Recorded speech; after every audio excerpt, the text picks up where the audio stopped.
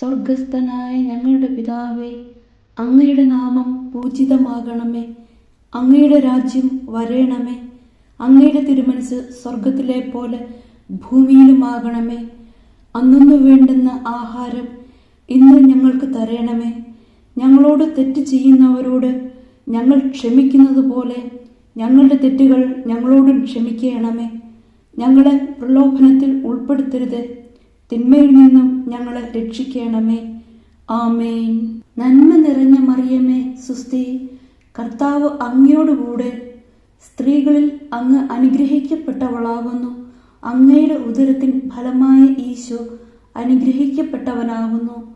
പരിശുദ്ധ മറിയമേ, തമ്പുരാന്റെ അമ്മേ, പാപികളായ ഞങ്ങൾക്ക് വേണ്ടി ഇപ്പോഴും ഞങ്ങളുടെ മരണസമയത്തും തമ്പുരാനോട് അപേക്ഷിക്കണമേ.